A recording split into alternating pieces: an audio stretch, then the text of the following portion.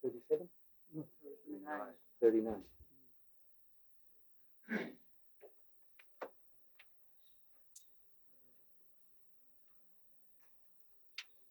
Akrura's journey, return.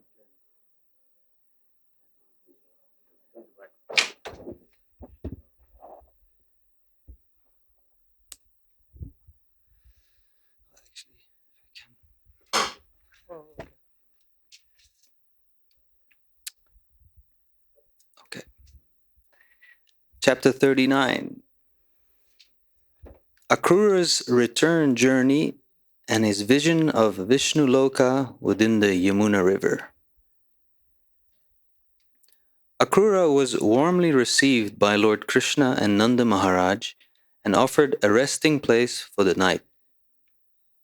In the meantime, the two brothers Balaram and Krishna went to take their supper. Akrura sat on his bed and began to reflect that all the desires he had contemplated while coming from Mathura to Vrindavan had been fulfilled. Lord Krishna is the husband of the goddess of fortune. Being pleased with his pure devotee, he can offer whatever the devotee desires. But the pure devotee does not ask anything from the Lord for his personal benefit. After taking their supper, Krishna and Balaram came to bid good night to Akrura and asked him how Kamsa was dealing with their friends and relatives. Krishna then inquired into Kamsa's plans. The Supreme Personality of Godhead then informed Akrura that his presence was very welcome. He inquired from him whether all his relatives and friends were well and free from all kinds of ailments. Krishna stated that he was very sorry that his maternal uncle Kamsa was the head of the kingdom. He said that Kamsa was the greatest anomaly in the whole system of government and that they could not expect any welfare for the citizens while he ruled. Then Krishna said, "My father has undergone much tribulation simply from my being his son. For this reason also he has lost many other sons. I think myself so fortunate that you have come as my friend and relative. My dear uncle Akrura, please tell me the purpose of your coming to Vrindavan." After this inquiry, Akrura, who belonged to the dynasty of Yadu, explained the recent events in Mathura, including Kamsa's attempt to kill Vasudeva, the father of Krishna.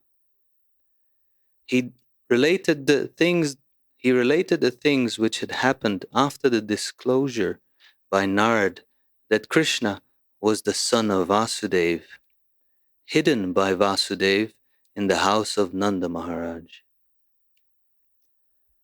Akrura narrated all the stories regarding Kamsa. He told how Narada had met Kamsa and how he himself was deputed by Kamsa to come to Vrindavan. Akrura explained to Krishna that Narada had told Kamsa all about Krishna's being transferred from Mathura to Vrindavan just after his birth and about his killing all the demons sent by Kamsa. Akrura then explained to Krishna the purpose of his coming to Vrindavan, to take him back to Mathura. After hearing of these arrangements, Balaram and Krishna, who are very expert in killing opponents, mildly laughed at the plans of Kamsa. They immediately informed Nanda Maharaj that Kamsa had invited all the coward men and boys to go to Mathura to participate in the ceremony known as Dhanur Yagya. Kamsa wanted them all to go there to participate in the function. On Krishna's word, Nanda Maharaj at once called for the coward men and asked them to collect milk and all kinds of milk products to present to the king in the ceremony. He also sent instructions to the police chief of Vrindavan to tell all the inhabitants about Kamsa's great Dhanur Yagya function and invite them to join. Nanda Maharaj informed the coward men that they would start the next morning. They therefore arranged for the cows and bulls to carry them all to Mathura. When the gopis heard that Akrura had come to take Krishna and Balaram away to Mathura, they became overwhelmed with anxiety. Some of them became so aggrieved that their faces turned black and they began to breathe warmly and had palpitations of the heart. They discovered that their hair and clothes immediately loosened. Hearing the news that Krishna and Balaram were leaving for Mathura, others who were engaged in household duties stopped working as if they had forgotten everything, like a person who is called forth to die and leave this world at once. Others immediately fainted due to separation from Krishna. Remembering his attractive smile and his talks with them, the gopis became overwhelmed with grief. They all remembered the characteristics of the personality of Godhead, how he moved within the area of Vrindavan, and how, with joking words, he attracted all their hearts. Thinking of Krishna and of their imminent separation from him, the gopis assembled together with heavily beating hearts. They were completely absorbed in thought of Krishna, and with tears falling from their eyes, they spoke as follows. "O Providence, you are so cruel. It appears that you do not know how to show mercy to others. By your arrangement, friends contact one another, but before they can fulfill their desires, you separate them. This is exactly like a child's game that has no meaning.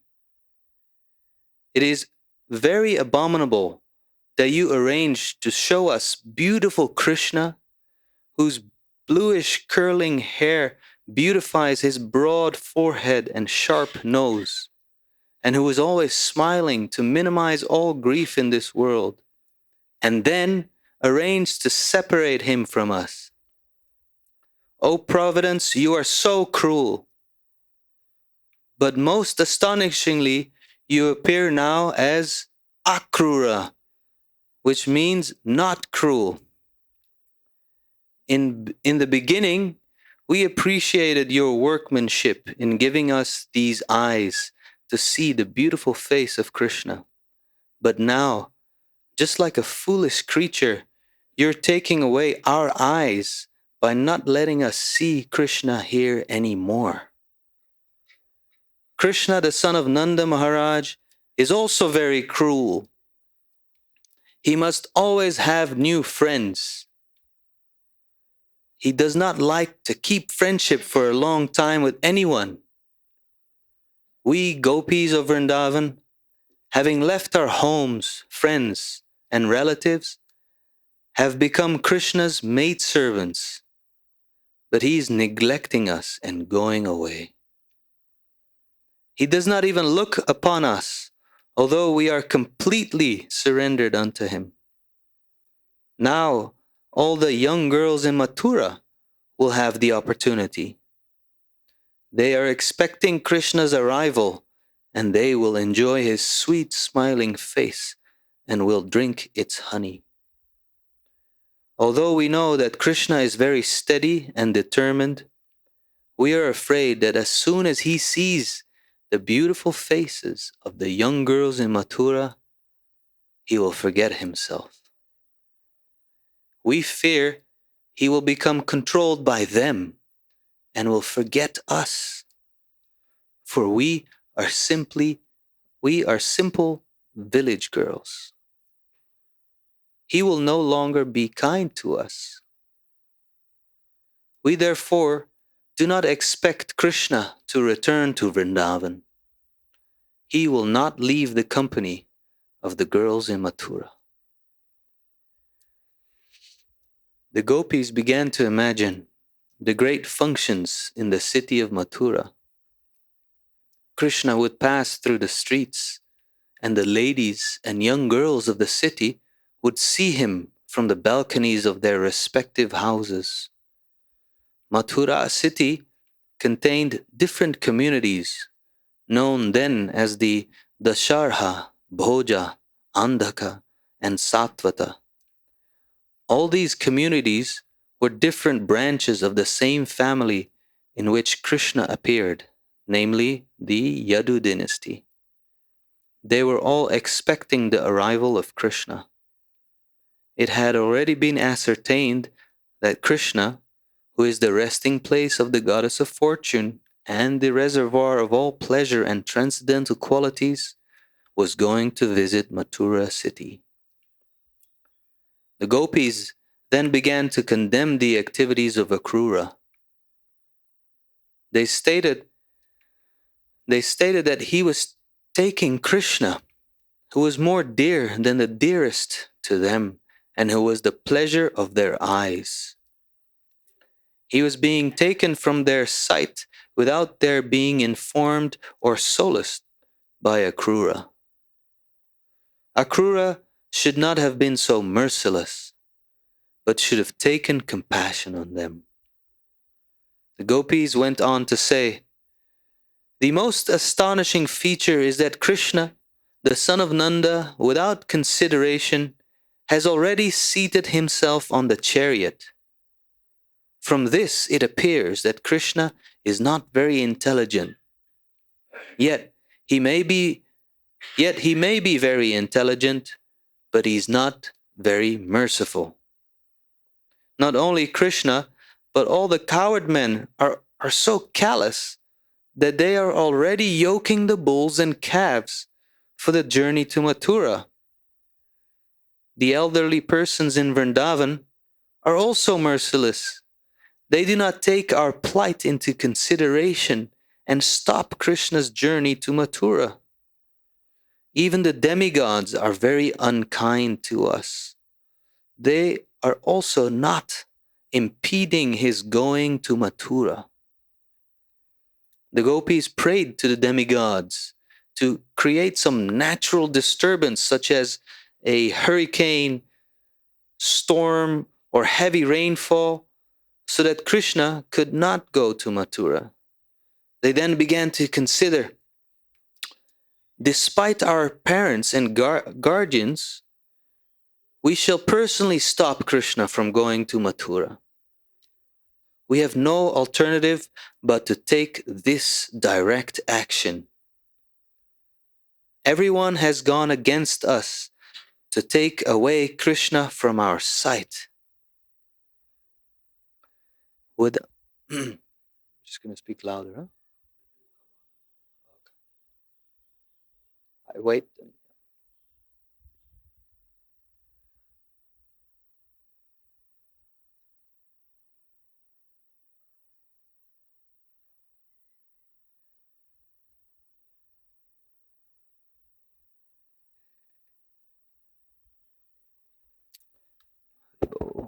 Haribo.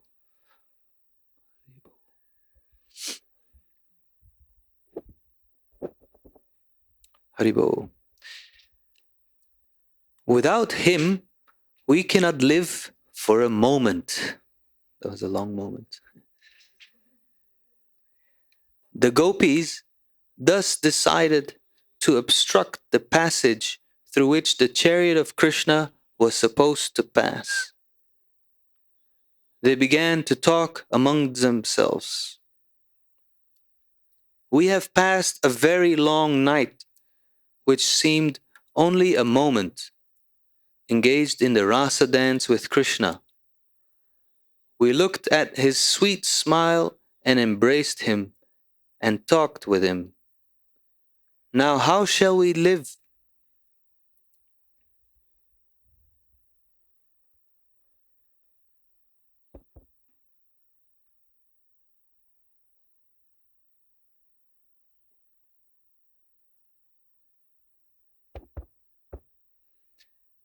Now how shall we live, even for a moment, if he goes away from us? At the end of the day, in the evening, along with his elder brother Balaram, Krishna would return home with his friends. His face would be smeared with the dust raised by the hooves of the cows, and he would smile and play on his flute and look upon us so kindly. How shall we be able to forget him? How shall we be able to forget Krishna, who is our life and soul? He has already taken away our hearts in so many ways throughout our days and nights, and if he goes away, there's no possibility of our continuing to live. Thinking like this, the gopis became more and more grief-stricken at Krishna's leaving Vrindavan. They could not check their minds, and they began to cry loudly, calling the different names of Krishna. Oh, dear Damodar, dear Madhava. The gopis cried all night before the departure of Krishna. As soon as the sun rose, Akrura finished his morning bath, got on the chariot, and started for Mathura with Krishna and Balaram. Nanda Maharaj and the cowherdmen got up on the bullock carts after loading them with big earthen pots filled with yogurt, milk, ghee, and other milk products, and then they began to follow the chariot of Krishna and Balaram. In spite of Krishna's asking the gopis not to obstruct their way, they all surrounded the chariot and stood up to see Krishna with pitiable eyes.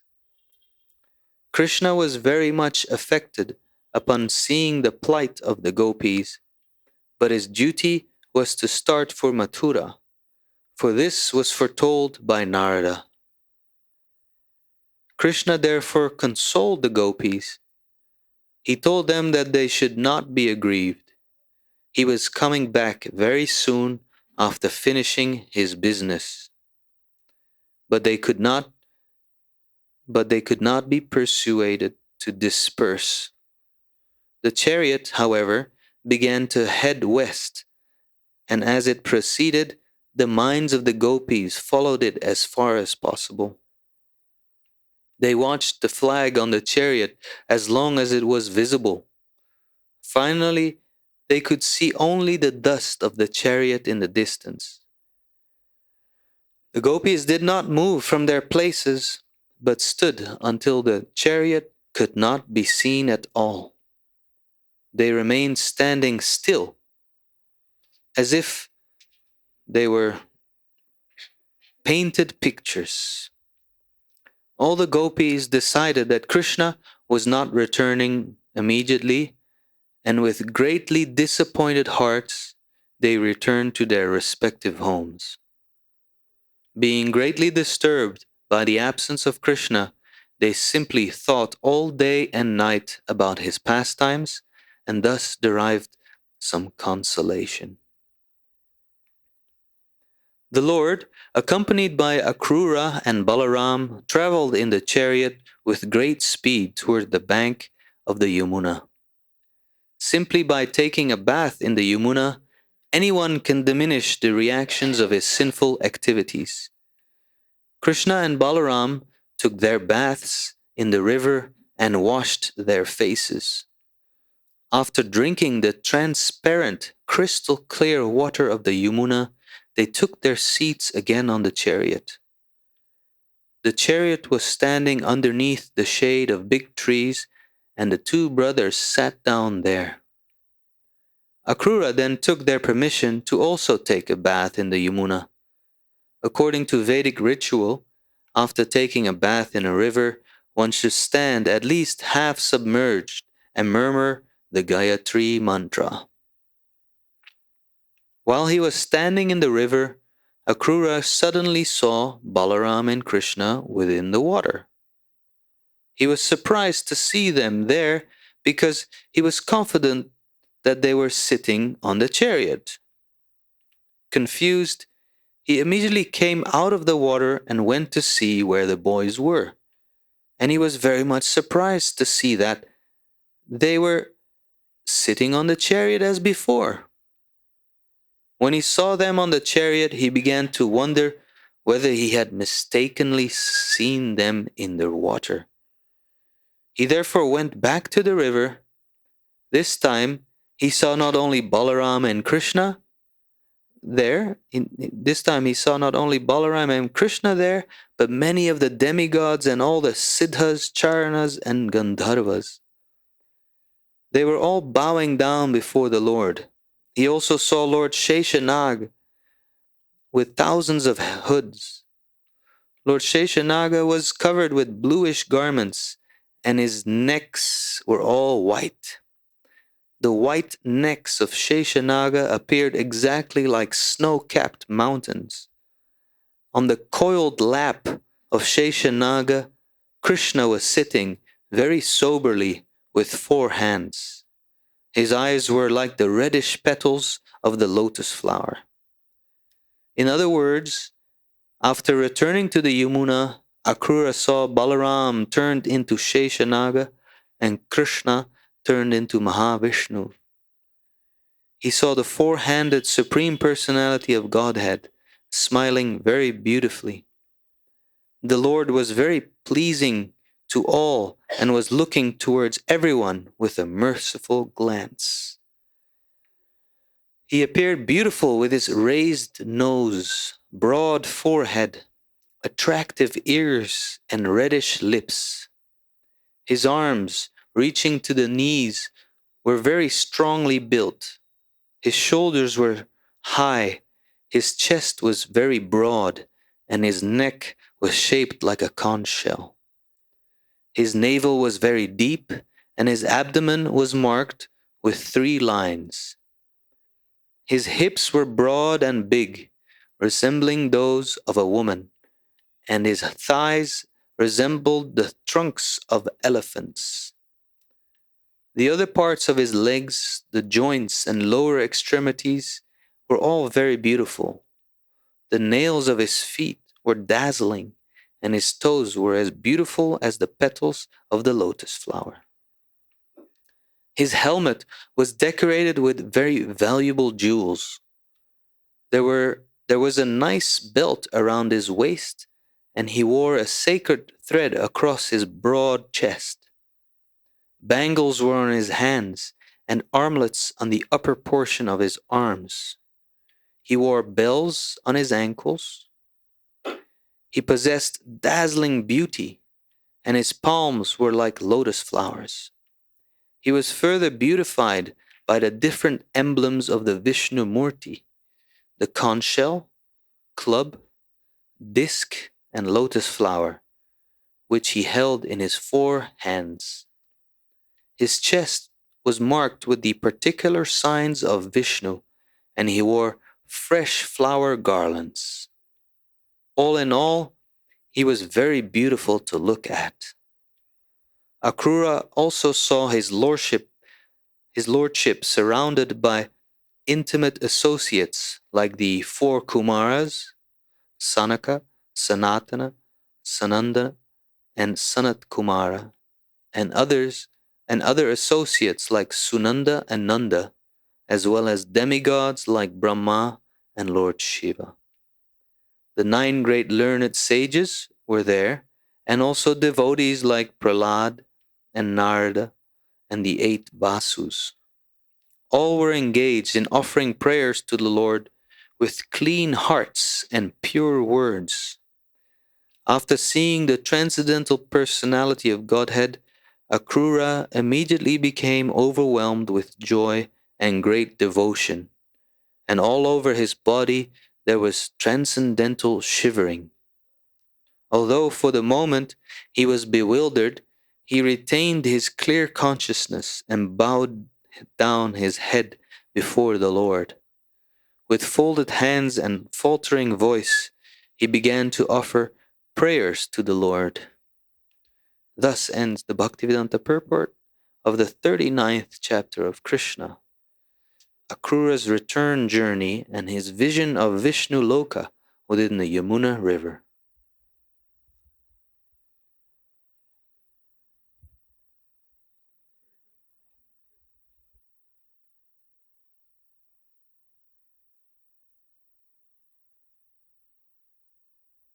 Anatimirandasya Gyananjana Shalakaya Chakshurmilitam Jena Tasmai Shri Gurave Namaha Shri Chaitanya Manobhistam Sthapitam Jena Bhutale Swayam Rupakoda Mahyam Tadhati Shapadantikam Vandehang Shri Guru Shri Jatapada Kamalang Shri Gurun Vaishnavamscha Shri Rupam Sagrajatam Sahagana Raganatan Vitam Stam Sajivam Sadvaitam Savatutam Parijana Sahitam Krishna Chaitanya Devam Shri Radha Krishna Padan Sahagana Lolita Sri Vishakhan Vitamscha He Krishna Karuna Sindho Dinabandho Jagatpate Gopesha Gopika Kanta Radha Kanta Namostute Tapta Kamshana Gaurangi Radhe Vrindavaneshwari Vrishabhanu Sute Devi Pranamami Hodi Priye Pancha Kalpatarubhyascha Kripa Sindho Bhyaevacha Patitanam Pavanebhyo Vaishnavebhyo Namo Namaha Shri Krishna Chaitanya Prabhu Nityananda Shri Advaita Gadadhar Shivasadi Gaur Bhaktivinoda Hare Krishna Krishna Krishna Hare Hare Hare Rama Rama Rama Hare Hare.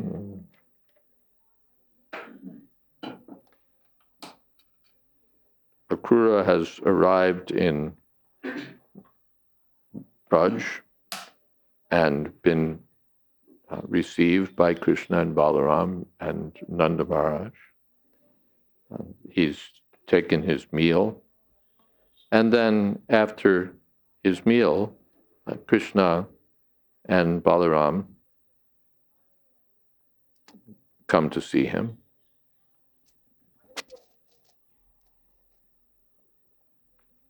And they ask about the welfare of their relatives in Mathura, and specifically they're concerned with Kamsa, the greatest anomaly in the whole system of government.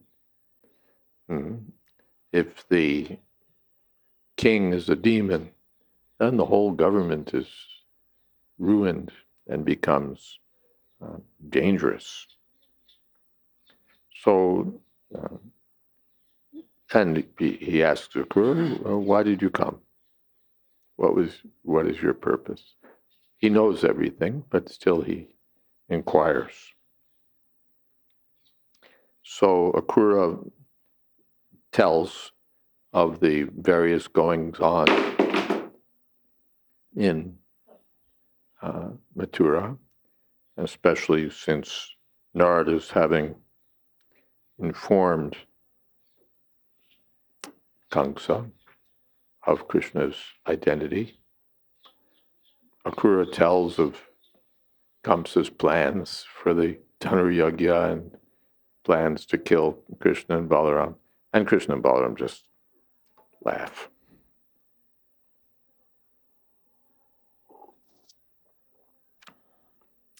Then they send out the word that we will go to the Dhanuragya, the ceremony, and all the coward men should come and should bring milk products and tribute to the king.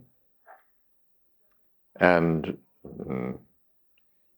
so on Krishna's word, they all do that. They start gathering everything, and they're getting ready to go the next morning.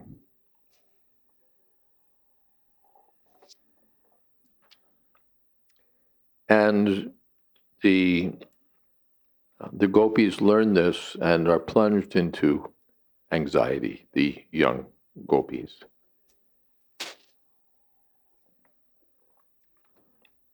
They're stunned. They forget everything, like a person suddenly called forth to die and leave the world at once. Some of them faint. And they remember Krishna's transcendental activities, his smile, his talking with them, how he moved within Vrindavan and joked with them and attracted their hearts. And they became absorbed in thoughts of Krishna. With tears falling from their eyes, they began to speak.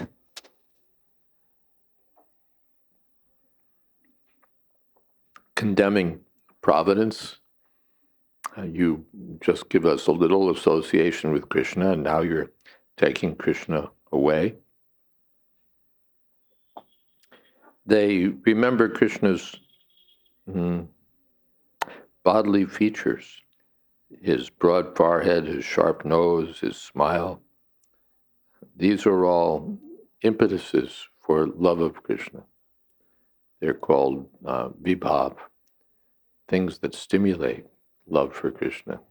His bodily features, his paraphernalia, his dress, everything associated with him is devotees also. So providence they condemn. And most astonishingly, you're so cruel, but you're taking Krishna away through Akrura, whose name means not cruel. So this is how you deal. So they condemn providence, they condemn Krishna. He's also cruel. Nanda Maharaj is also cruel. The demigods are also cruel. They're all cruel. And they start thinking of the women of Mathura. Now they're going to enjoy the presence of Krishna. They'll drink the honey of his beautiful face. And Krishna will be captivated by the beautiful girls of Mathura. They're thinking in this way.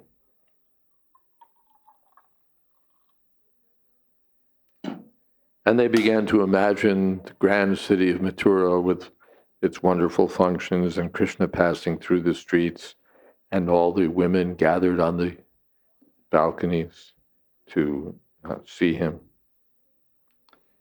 And they began to again condemn Akrura, who was so merciless and should have taken compassion on them.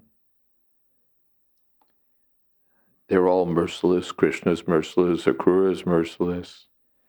The cowherd men, the demigods, they pray to the demigods, do something. Create a hurricane, create a storm, create an earthquake, do something to stop Krishna from leaving. Then they decided that they would directly try to do something. Desperately, they would try to stop the chariot.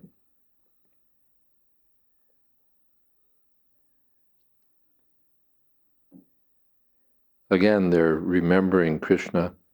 His face would be smeared with the dust from the cows. He'd smile, he'd play his flute. How can we forget Krishna? So their minds are absorbed in thought of Krishna, and they're calling out Krishna, Damodar, Madhava. All night they're crying. And the cowherd men are just, next morning, loading up the bullock carts, getting everything ready to go. But the gopis surround the chariot and they look at Krishna with pitiable eyes. But Krishna's duty was to go to Mathura. He consoled them. I'll be coming back soon. I'll just finish this work and come right back. And then the chariot departs. And the gopis stand like painted pictures and just stare at the chariot for as long as they can see, until they can no longer see the flag of the chariot, no longer see the dust raised by the chariot. And finally they just return to their homes, disappointed, thinking that now Krishna is left and not believing that Krishna will come back.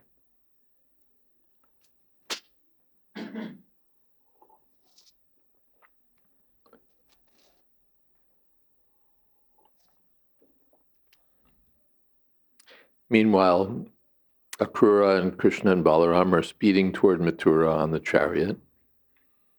And as one does on such journeys, they take a break along the way. They take bath in the Jamuna.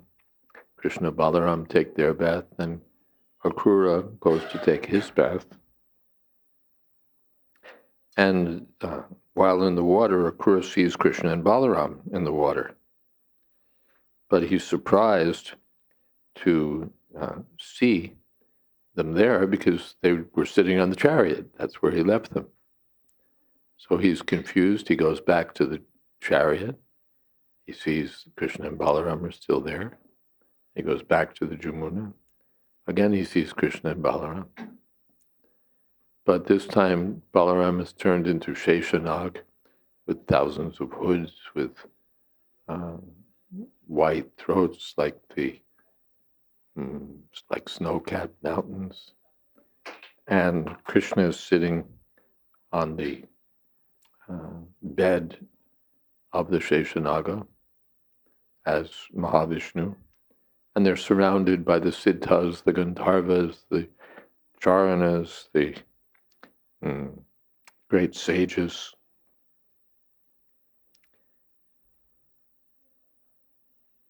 And again, his bodily features are described: his attractive ears, his reddish lips, his arms down to his knees, his shoulders, his chest, his neck shaped like a conch shell, his deep navel, his abdomen marked with the 3 lines.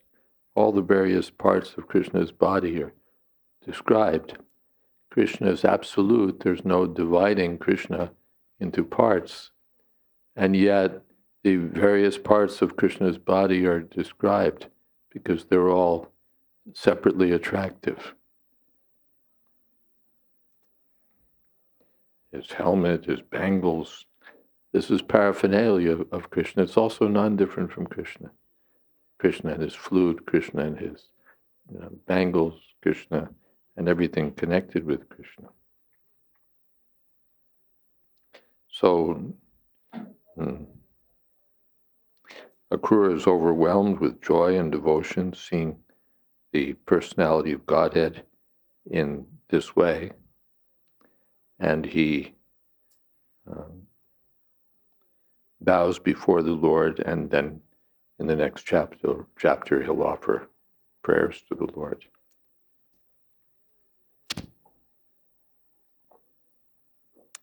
And in this way, the chapter ends. Do we have some comments or questions?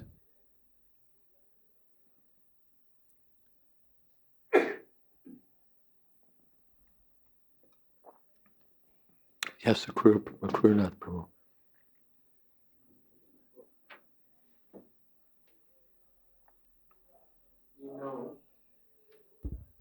We know that in the Bhagavad-Gita, Arjuna asked Krishna to show his universal form, not for himself. He was already convinced and enlightened by Krishna's previous discussions, but for the benefit of the people in general. But why did Krishna show a universal form to Akrura? Not universal form, but form as Sheshanag and Mahavishnu.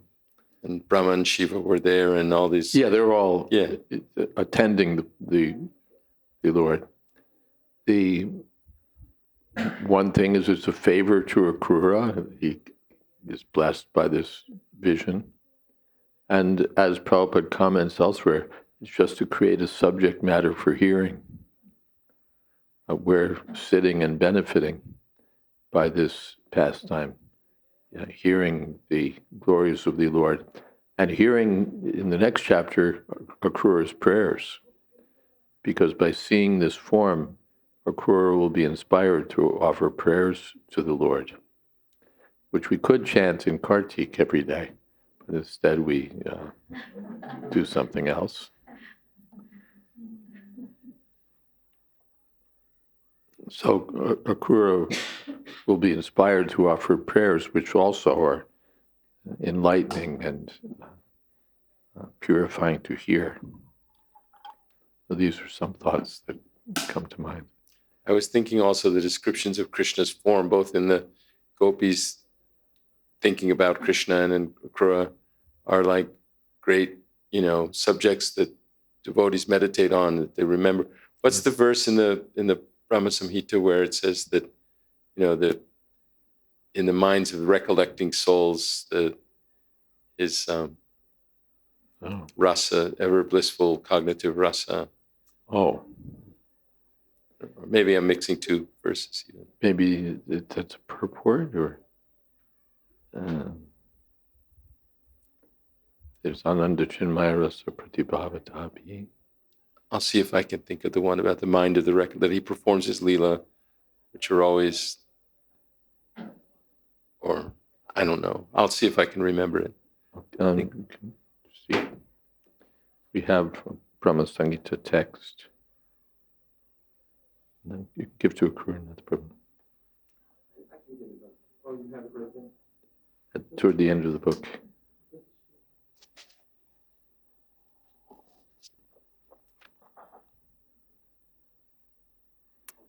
Okay. Okay, another question or comment. You had something?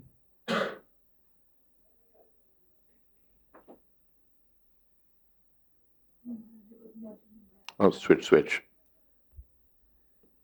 Maharaj just mentioned that it was the younger gopis. The younger gopis. This is not the Nanda Yashoda's generation.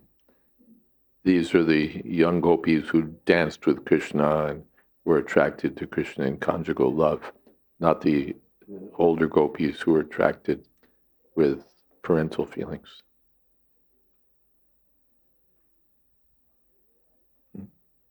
Yes. Ah. But I don't have the translation. Premanjana Churita Bhakti Vilochanena Santa Sadaiva Hridaya Shikalok Vilokayanti Yang Shama Sundaram Achinchikura Sprup Govinda Mari Purushuntamaham Bachami. And does someone have the translation? You have the translation? Eyes are smeared with the salve of love. See.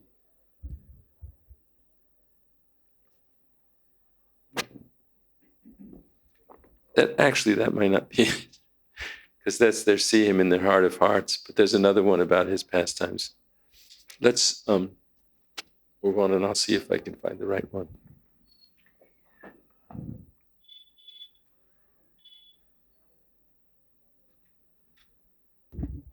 Hare Krishna Maharaj. I was just thinking the gopis' symptoms of grief, they're very relatable, but the one where their clothes loosen, I just don't understand. Their clothes loosen. What does that mean? Their hair loosens, their clothes loosen. As far as I can understand, what it means is that they forget themselves, and so if you're looking good, then you're making sure your tie is straight and your buttons are buttoned, or all the things that you would see to with your sari and all of that. Everything's in place, and they're just they lose that. So their clothes become loose. Their hair, you'd be very careful about your hair and how everything looks. That just goes, it's whatever. And in the context in which it appears, these are signs of conjugal desire for Krishna, conjugal love for Krishna. It happens to the wives of the demigods, it happens to the gopis. That's what appears to be going on there, as far as I can ascertain. That sound right?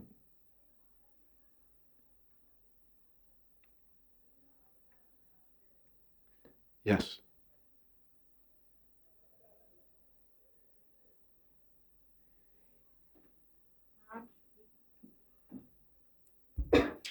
Maharaj, we don't have love for Krishna. So how do we understand what love is when we don't have it? You hear. We don't know what love is, but we're hearing something about what love is. We have routine service that we do because we've been asked to do it, or because this is what we do at this time of day, and this is our duty. And here you have the gopis who don't care about their duty, who forget everything, who are just mad with love for Krishna. So we don't have that experience, but by hearing about it, we can get some idea of that. When in any drama, mundane drama, the players are there, you get some vicarious experience. You don't know exactly, I have no experience of rescuing beautiful women from monsters and, all of that. But I pay $5 and I go to a film, and I'm now sort of immersed in the character. Or the girls are, the opposite. They're being saved by this great hero. They have no experience. Their boyfriends are some foolish little drips from high school or something. But now there's, whoever. And so by seeing the film, you get some taste. And then your mind goes on thinking about that. The mind goes on thinking about that. Or back in the days when people would read, they'd read novels and fiction and so on. People still read. And they get some entrance into the modes of material nature: passion, ignorance, rarely goodness.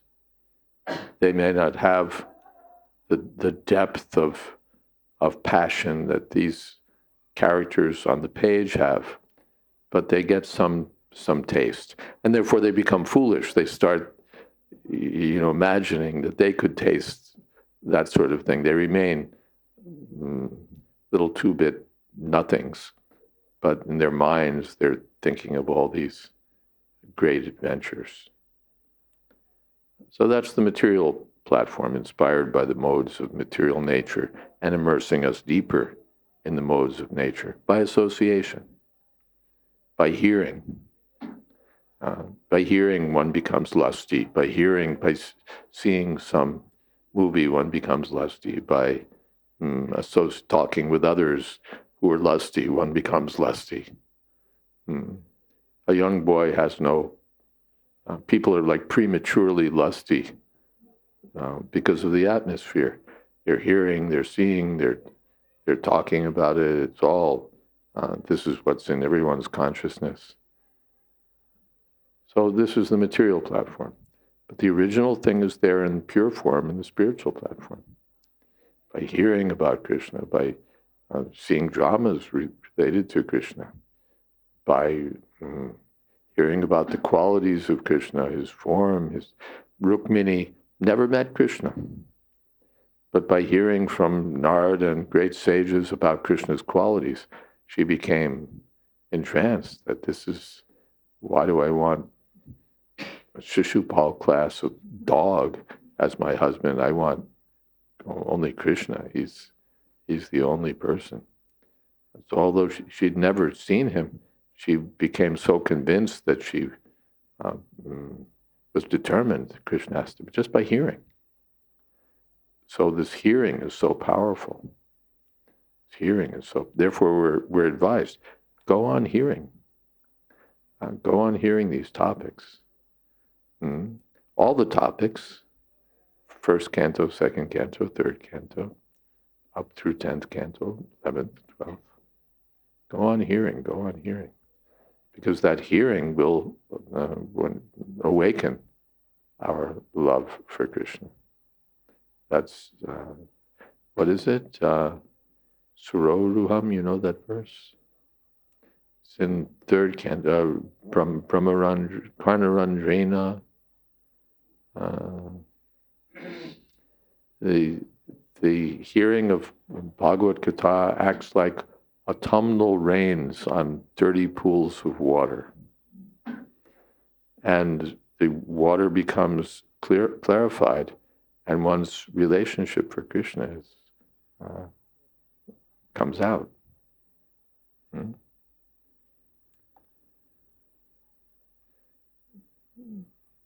Found it.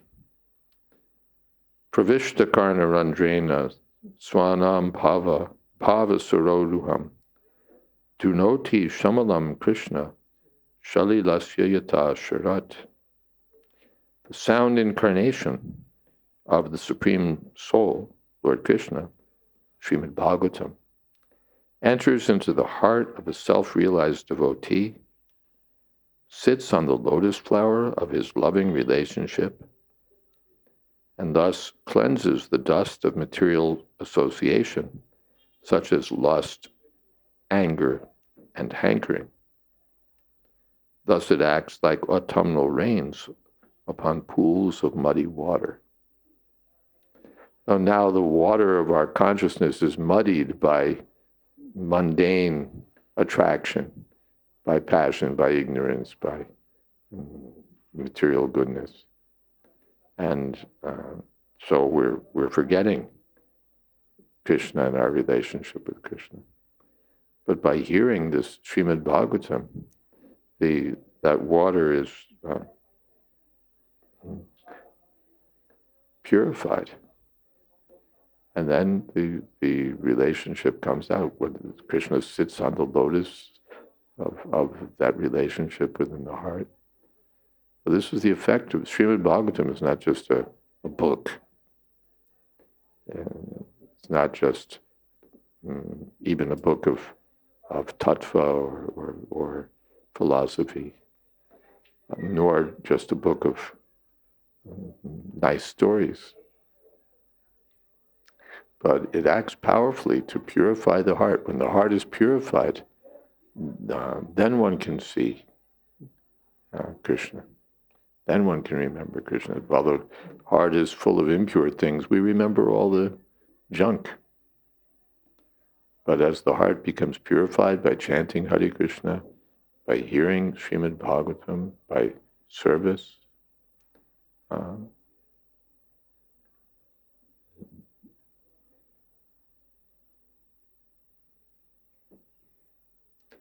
then this love comes out. Yes, Akruna Prabhu. Actually, you were right. It's the one that starts, it's text 42. It starts, Ananda Chinmaya Rasatmata Yamanaksuya Praninang Pratifalan Smaratamupetya Lilaya Tena Bhuvanani Jayat Jasram Govindamadi Purusham Tamaham Bhajami. I worship Govinda, the primeval Lord, whose glory ever triumphantly dominates the mundane world by the activity of his own pastimes, being reflected in the mind of recollecting souls as the transcendental entity of ever blissful cognitive rasa. Transcendental entity? Transcendental entity of ever blissful cognitive rasa. And there's a short purport, if you want to hear. Those who constantly recollect in accordance with spiritual instructions the name, figure, attributes, and pastimes of the form of Krishna appearing in the amorous rasa, whose loveliness vanquishes the god of mundane love, conqueror of all mundane hearts, are alone meditators of Krishna. Krishna, who is full of pastimes, always manifests himself with his realm only in the pure receptive cognition of such persons. The pastimes of that manifested divine realm triumphantly dominates in every way all the majesty and beauty of the mundane world. There's a line there, the essence of it was in accordance with spiritual instructions. It's not willy-nilly or whimsically done, but by following the instructions of the spiritual master, by regularly hearing, or Srila Prabhupada said, by regular attendance in the Bhagavatam class. Nityam Bhagavata Sevaya. These things come. Prabhupada didn't advise us just cram Rasalila. Patiently hear Srimad Bhagavatam. That was his advice. And hear all of Krishna's Leelas, not just the ones that the Bhagavatam reciters like to cash in on. Patiently hear, the result will come.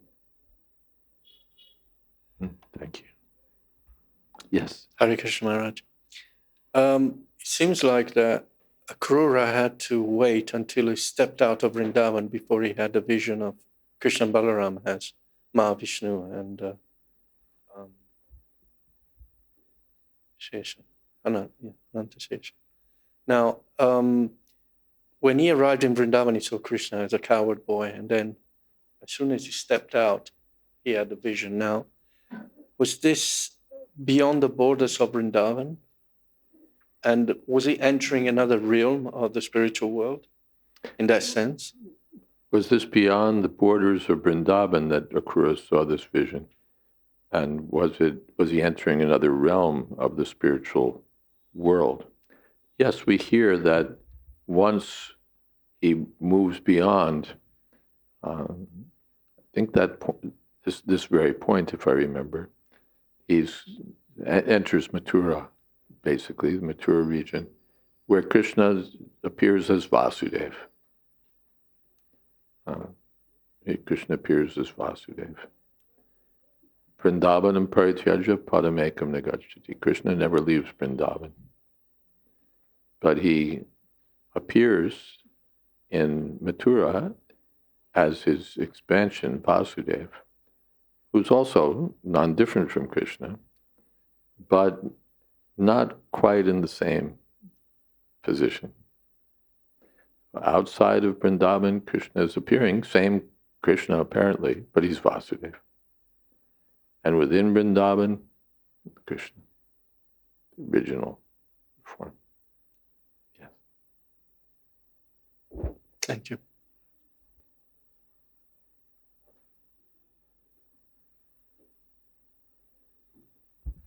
Hare Krishna Maharaj. I was wondering, we hear a lot of tips from devotees on how to best chant japa, but I was wondering in terms of Srila Prabhupada's books, if you could give some tips on how to best read Prabhupada's books and also to deepen our relationship. Best read Prabhupada's books and also deepen our relationship with his books as well. how best to, as there are instructions about japa, you'd like something about reading. Okay. I may not be the best person because the way I have done most of my reading is by working on books, which is, if you're a translator or you're an editor, then you really get the opportunity to be absorbed in the books because you have to read each word many times over. So that's very absorbing, but it doesn't help anyone else in terms of, a study plan.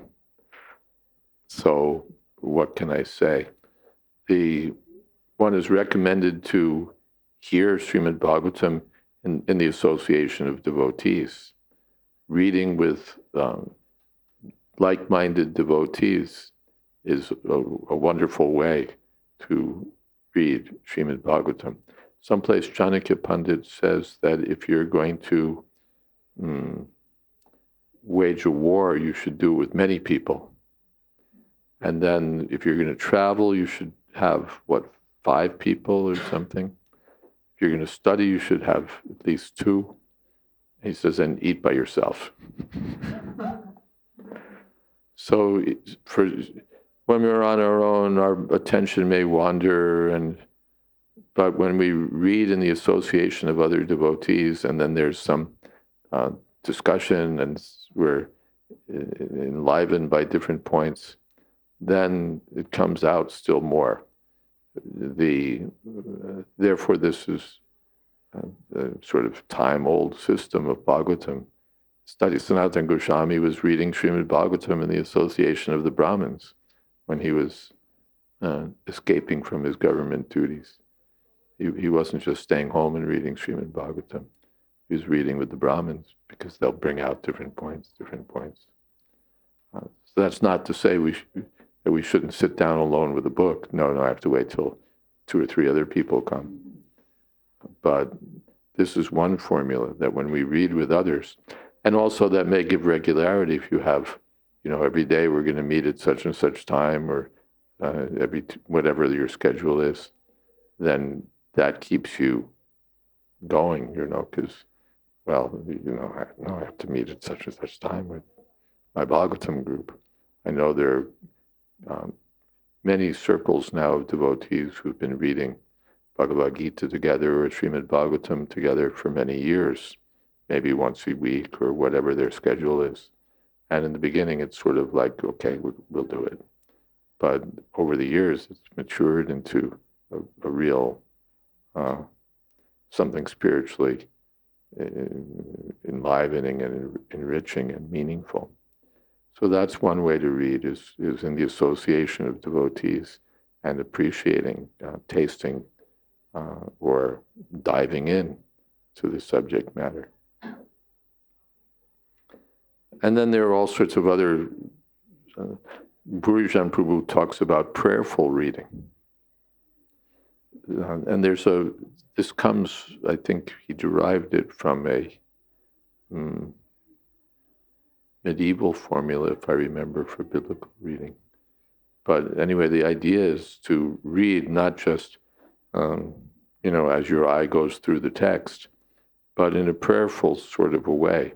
What is the text saying to me? What mercy can I get from the text? What meaning is there?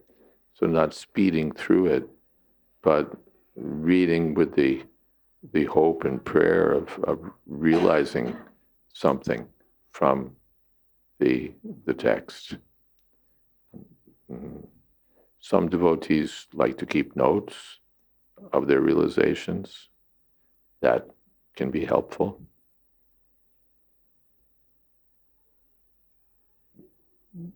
Some devotees write books, notes, outlines, graphs, charts, different ways of getting deeper into the books. And explaining what you've read. Even if you read and you share with others what you've read, it becomes cemented, it becomes stronger. It can be anything. You read something, and then prasadam that day, you meet some friends and you say, did you know that when Akrura left Vrindavan, he saw Krishna and Balaram turned into Mahavishnu and Sheshanag, and tell something with the details. And they make, like, where's she coming from? Like, but by repeating what you heard, first of all, you benefit those with whom you speak, and it becomes more fixed in your mind. It becomes more fixed in your mind. Or even outsiders, because we're not always reading, Krishna's hair is bluish and curling, and the bees are circling around. We're not always reading that, but we're reading how, as we'll read in how he's the master of the cosmic manifestation, how time is working under his, all of these things. So many philosophical points. You can repeat those to people that you meet when you're distributing books or when you're anywhere, anyone. And Jayadvita Krishna Upadesh. Whatever instructions you've read, if you share with others, then it increases in value and enters more deeply into your mind and heart. We have to speak about something, and we have to hear about something. So why go along with what they want to speak about and what they want to hear about? They're pushing their thing on us. Well, push back. Or follow the same pattern. They talk about what they like to talk about. We talk about what we like to talk about. Mm-hmm. So even in the association of devotees, sometimes, devotees shoot the breeze, as we say.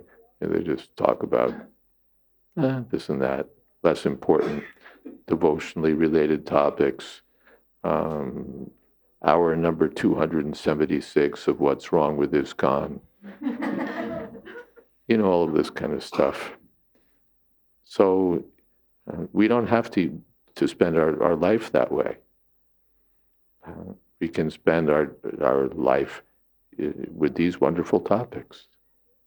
That's Bhavoshada Shrota Manobirama. This is the medicine for material existence.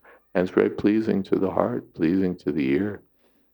Those other topics, it's like discouraging and perplexing and agitating and it's all like 2 minutes in eternal history. It has not going to last all that long. So not to say that we have no interest in particularly things with a devotional connection, plans for how to distribute books. And no, that's not eternal. That's only going to last for the month of December, so I don't want to hear about that. But there's so many topics of not much importance. We can and then we save our time. That's the first thing, because people often say, I have no time to read. But I have time to gossip, I have time to check my Facebook feed, I have time for this, I have time for that. There's one Roman writer, Seneca, said, look after the minutes and the hours will take care of themselves. So steal time. Avyarta kala tvam. This is a symptom of an advanced devotee. He doesn't like to waste time. So whenever you have time, you have a book with you and just read. And then that good reading drives away useless topics. Read, chant, serve. These are some thoughts. And different devotees have different systems. They read X number of pages a day, or they read at a certain time, or they read in a certain, so you can talk to other devotees, see what works for them. But there's at least some thoughts to get things started. Something else? Yes, Shambhara Prabhu.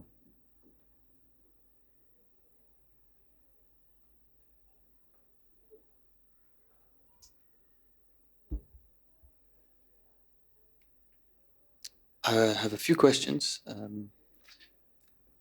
Start with the light ones, kind of light ones. I'll start with the light ones, I said. I was wondering, why does Akrura and Krishna and Balaram not bathe at the same time? I don't know. Kind of like, it reminds me I of... don't know if there's a comment on that by the acharyas. I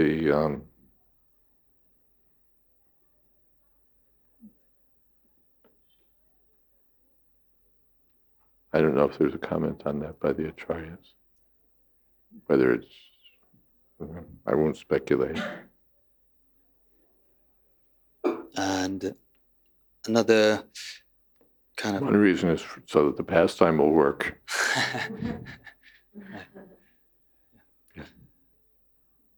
Now I was reflecting on the white of Anantashesh and his, and I was looking at these sofas, and I was like, oh, the sofas seem to be like a, like a wannabe, the ultimate sofa of Anantashesh, of There's coils. nothing like it. They're the most damn uncomfortable sofas you can imagine. They're, big, what's the word? Ostentatious, sort of nouveau riche in Indian sofas, and they're totally uncomfortable, and they're nothing like an Anantashesh. Anantashesh is he's the perfect servant of Lord Vishnu. I'm sure Lord Vishnu is absolutely comfortable. But this couch is not an Anantashesh, and I'm not Mahavishnu. So. Thank you. No, I wasn't insinuating that. I was just thinking how we're trying to copy that, I suppose. Yeah, this is what we get. Mahavishnu gets Sheshanag, and we get this. And we get what we deserve too. Another question is about prayers, and so next we're going to hear about Akrura's prayers, and actually you mentioned quickly about how we could sing that. I didn't get that. Those who've been attending these classes understand the reference. Yeah. There's a custom that's come up in recent years that during Kartik and Vrindavan especially, and now it's spread to other temples, we're supposed to sing Gopi-Gita. But that's not something that was introduced by Srila Prabhupada, and I'm not quite sure why Gopi-Gita. There's so many prayers. Why have we selected these quite intimate prayers, by the way, as being something we're supposed to chant in Kartik? Could be prayers of Akrura, but no, Gopi-Gita. So that was the reference. Not that we can't hear Gopi-Gita or that they're not sweet or that we shouldn't hear them, but just sort of wondering how this has become now the next established custom in ISKCON. You introduce something, you introduce something else, you introduce something else. Prabhupada introduced Damodarashtakam, and mainly Hare Krishna. And maybe it's a wonderful idea, I don't know, Gopi-Gita, but I'm not quite persuaded. That's the reference. Thank you. I Yeah, didn't of course follow. you weren't here. I could have been. I watched some, but I didn't. In what I watched online, I didn't catch that. I was wondering about the prayers as well, like, because I understood that. You have to hold it close and Yes. speak loud enough. All right. My question is about, we understand, I read that I'm supposed to offer prayers prior to speaking to Krishna, like many instances, devotees first offer prayers praise, and I struggle with. I guess I act way, I act way more familiar than I should with Krishna, and I just speak without prayers and or things like that. Not really speaking to him, but in my mind, I sometimes say things or I don't without have prayers. anything negative to say about that. We do see in Bhagavatam that generally something is said acknowledging Krishna's glories, and then putting in the petition. Right. Please, you're the Supreme Personality of Godhead with such and such attributes. Please help me out. Right. Or so we do see that pattern, but Prabhupada never pushed that. But if you're thinking that is appropriate, you can do that, certainly. Yeah, it struck me recently when I was reading about Ashwatthama story and Arjuna. Yeah, I was just thinking exactly of that verse. Brahmastra's chasing after him, and he still has time for a quick prayer. So, we can pick up that. It's instructive for us. So, if you like, you can pick that up. Yeah. And then final question. Good, because we're running out of time. Sometimes hearing about personalities from Gaur Ganadhish. Just for a second to interrupt you, I tend to be. There's a bias in me. I'm not a very prayerful person, so I think if I were more prayerful, I would endorse more fully the idea that yes, we should. But there are two. But yeah, okay. Just a confession of my own personal shortcoming. Go ahead.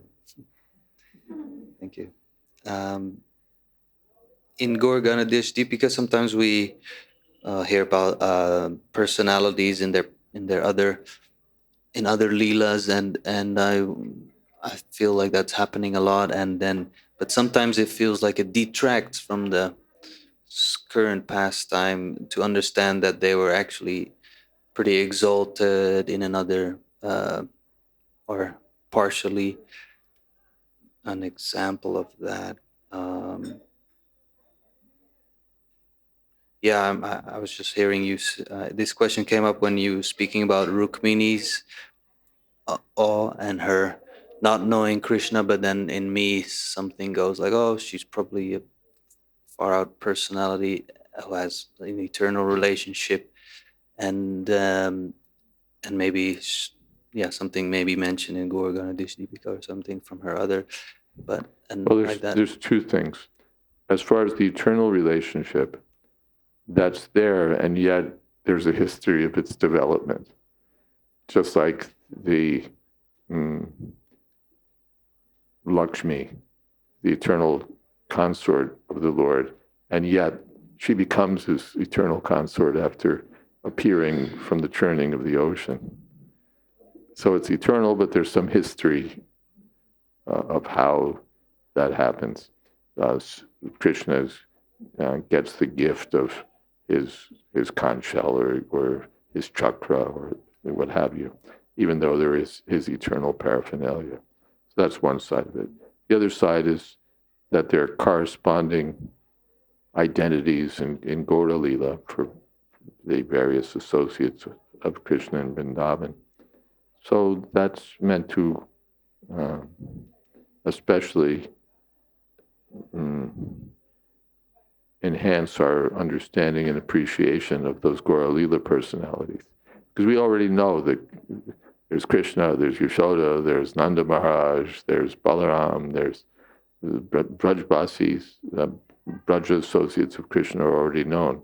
But we don't know, when we know the glories to some extent of these persons, but we don't know the glories of Srivas Thakur and Haridas Thakur and Sarvabhauma Bhattacharya and so on. And so these, so Gaur Ganadhish Deepika is meant to enhance our appreciation of them. And you can say the unknown by reference to the known. But It's not that while reading the prayers of Akrura or the pastimes here, I have to think, oh yes, and in Gaura Lila, that by some artificial sort of, no, you have to, when you read these Braja pastimes, you have to think about the corresponding personalities in Gaura Lila. Otherwise, no, it's not like that.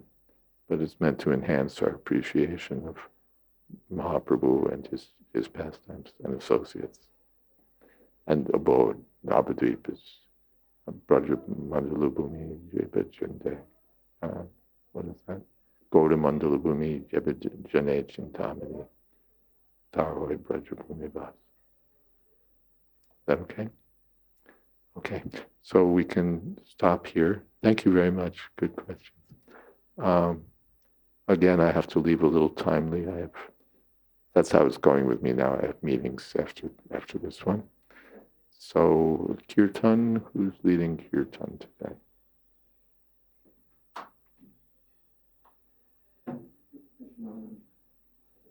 You're going to go see Krishna Balaram. Yeah, this is only possible in Vrindavan. There's some prasadam. We have some Mahaprasadam today, I hope. Yes? It's our principle that you shouldn't have to leave without Mahaprasadam.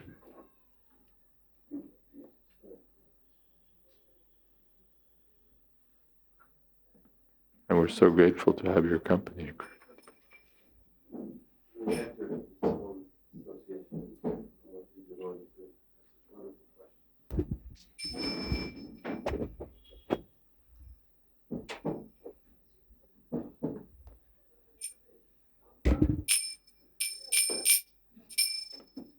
Quickly.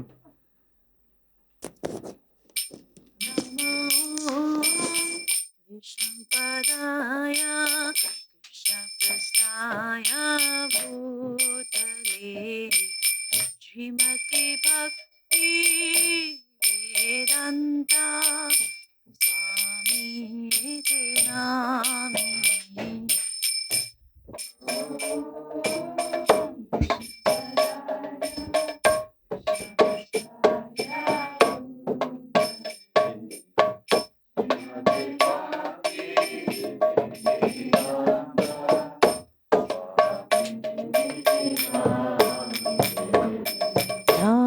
Namaste Saraswati Devi Gauravani Pracharini Nirvishesha Shunyavadi Paschatane Sutarini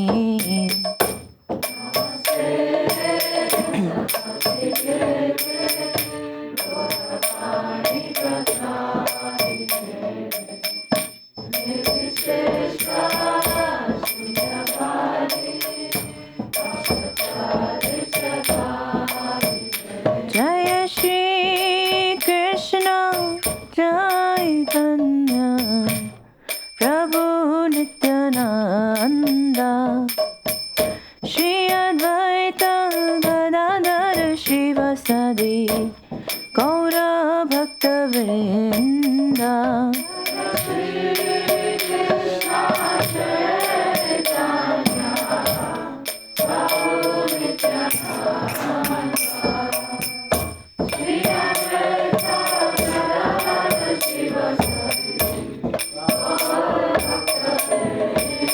Jaya Shri Krishna Chaitanya Prabhu Nityananda Shri Advaita Gadadhar Shivasadi Gaura Bhakta Vrinda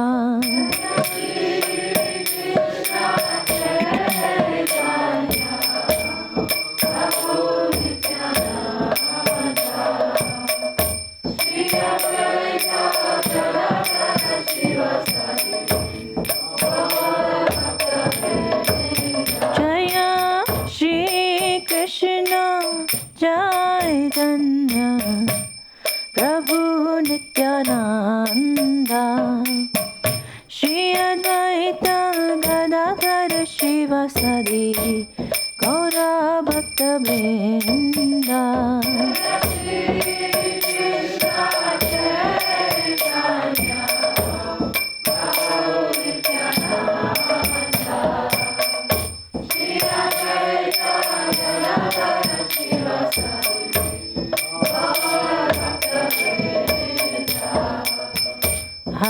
Krishna, Hare Krishna, Krishna Krishna, Hare Hare, Hare Rama, Hare Rama, Rama Rama, Hare Hare.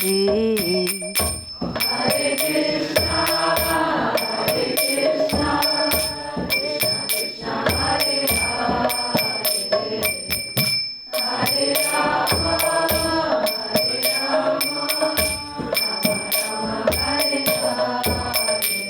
Hare Krishna, Hare Krishna, Krishna Krishna, Hare Hare, Hare Rama, Hare Rama, Rama Rama, Hare Hare. Hare Krishna, Hare Krishna, Krishna Krishna, Hare Hare,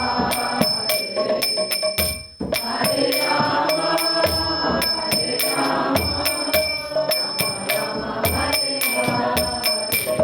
Hare Krishna, Hare Krishna, Krishna Krishna, Hare Hare, Hare Rama, Hare Rama, Rama Rama, Hare Hare. Hare Krishna, Hare Krishna,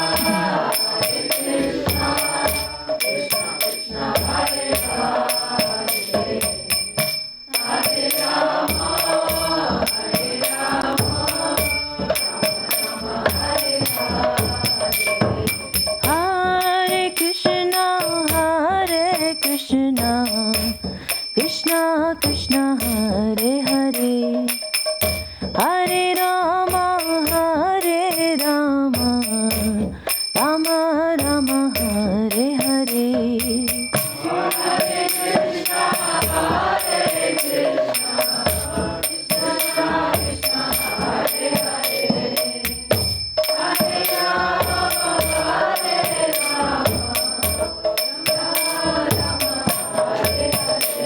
Hare Krishna, Hare Krishna, Krishna Krishna, Hare Hare, Hare Rama, Hare Rama, Rama Rama, Hare Hare.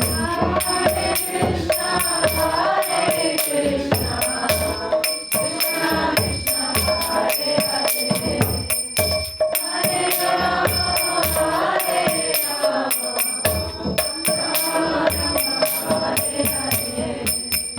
Hare Krishna, Hare Krishna, Krishna Krishna, Hare Hare, Hare Rama, Hare Rama, Rama Rama, Hare Hare. Hare Krishna, Hare Krishna, Krishna Hare Hare, Hare Rama, Hare Rama, Rama Rama, Hare Hare.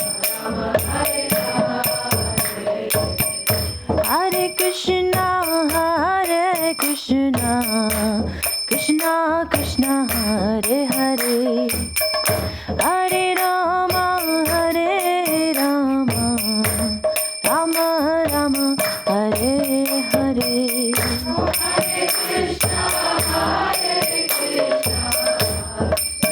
Krishna, Krishna Krishna, Hare Hare, Hare Rama, Hare Rama, Rama Rama, Hare Hare. Hare Krishna, Hare Krishna, Krishna Krishna, Hare Hare, Hare Rama, Hare Rama, Rama Rama, Hare Hare. Hare Krishna, Hare Krishna, Krishna Krishna, Hare Hare, Hare Rama, Hare Rama, Hare Hare.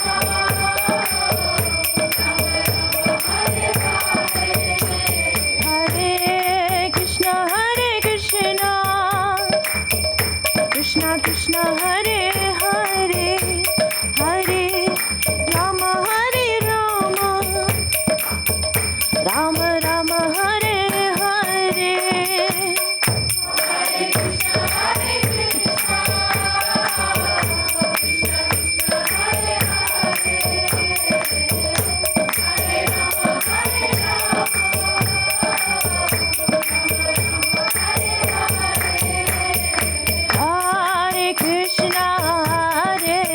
Krishna, Krishna Krishna, Hare Hare, Hare Rama, Hare Rama, Rama Rama, Hare Hare.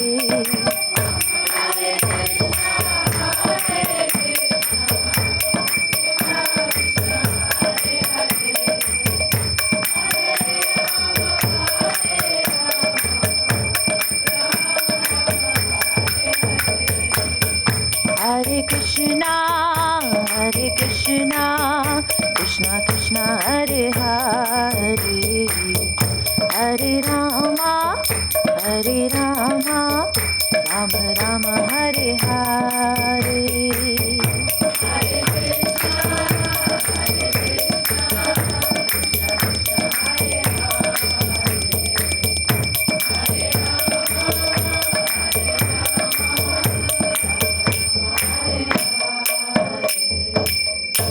Hare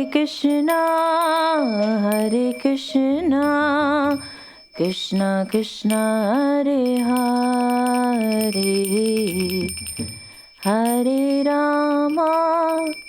Hare Rama, Rama Rama, Hare Hare.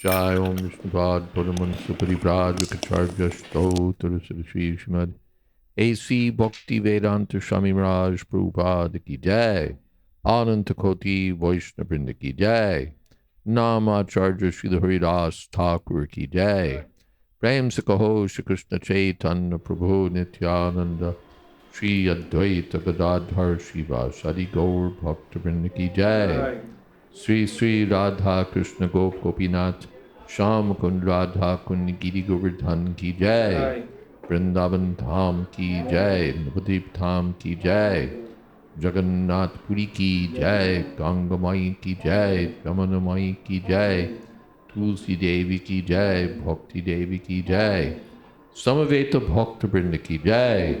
All glories to the assembled devotees. All glories to the assembled devotees.